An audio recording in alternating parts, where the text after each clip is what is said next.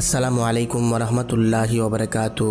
প্রিয় বন্ধুগণ, আজকের এই ভিডিওতে আমরা প্রিয় নবী সাল্লাল্লাহু আলাইহি ওয়াসাল্লামের আম্মা জান আমিনার জন্ম এবং বিয়ের কাহিনী সহ তার জীবনের বিভিন্ন গুরুত্বপূর্ণ দিক জানার চেষ্টা করব। শুরুতেই আমি কৃতজ্ঞতা আদায় করছি যে আপনাদের ভালোবাসায় আমাদের ক্ষুদ্র চ্যানেলটি আজ 90,000-এরও বেশি সদস্যের পরিবার।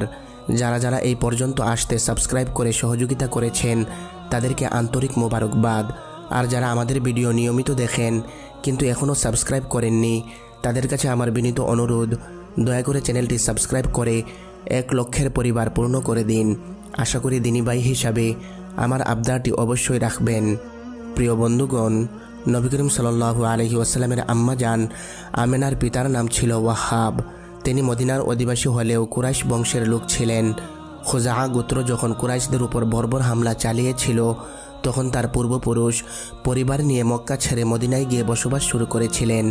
যাই হোক, ওয়াহাবের স্ত্রী গর্ভবতী অবস্থায় একদিন তিনি স্বপ্নে দেখলেন এক দরবেশ এসে তাকে লক্ষ্য করে বলছেন, হে ওয়াহাব, তুমি বড় ভাগ্যবান।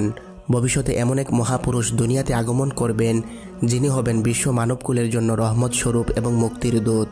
সেই মহাপুরুষের গর্ভধারিণী হবেন তোমার ঔরসজাত কন্যা। তুমি তার নাম রাখবে আমেনা। অতঃপর যথাসময়ে তার গৃহ আলো করে ফুটফুটে সুন্দর একটি কন্যা সন্তান আগমন করল। স্বপ্নের নির্দেশ অনুযায়ী তিনি তার নাম রাখলেন আমিনা। তার পূর্বে মক্কা এবং মদিনায় কোনো লোকই কোনো দিন তাদের কন্যার নাম আমেনা রাখেনি।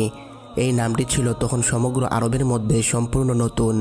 শৈশবকাল থেকেই আমেনা অত্যন্ত শান্তশিষ্ট, মিষ্টভাষিণী এবং সত্যবাদিনী ছিলেন, যার কারণে বালিকা আমেনাকে আত্মীয় স্বজন, পাড়া প্রতিবেশী সকলেই খুব স্নেহ মমতা করত। বিবি আমেনা যখন 6 কি 7 বছরের বালিকা, তখন একদিন তিনি এক বান্ধবীর বাড়ি বেড়াইতে যান। যাওয়ার পথে তিনি একটি স্বর্ণ মুদ্রা দেখেন। অতঃপর মুদ্রাটি হাতে তুলে নিয়ে চিন্তায় পড়ে গেলেন যে মুদ্রাটি হাতে লওয়া ঠিক হয়নি, তবে ওইখানে রেখে দিলে হয়তো তা মালিকের হাতে না পড়ে অন্যের হাতেও পড়ে যেতে পারে। তার চেয়ে মালিকের অনুসন্ধান করে দেখা উত্তম হবে চিন্তা করে আমেনা দিনারটি হাতের মুঠোয় করে তার বান্ধবীর নিকটে চলে গেলেন এবং বান্ধবীকে বললেন, দেখতো বোন, আমি আসার সময় রাস্তায় এই দিনারটি পেয়েছি। এখন কিভাবে তা তার প্রকৃত মালিককে দিতে পারি? এটা শুনে তার বান্ধবী বলল, আরে তুমি এটা নিয়ে এত ব্যস্ত কেন? চলো আমরা এটা দিয়ে কতগুলি খেলনা কিনি। তখন আমেনা বললেন, না বোন, আমি মুদ্রাটির মালিককে খুঁজে বের করে তাকে তা ফিরিয়ে দিব।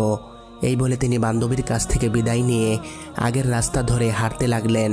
অতঃপর যেই জায়গায় দিনারটি পেয়েছিলেন সেই জায়গায় গিয়ে দাঁড়িয়ে রইলেন। কিছুক্ষণ পর দেখলেন এক বৃদ্ধ লোক লাঠি ভর দিয়ে আসলেন এবং পথের উপর কি যেন খুঁজছেন।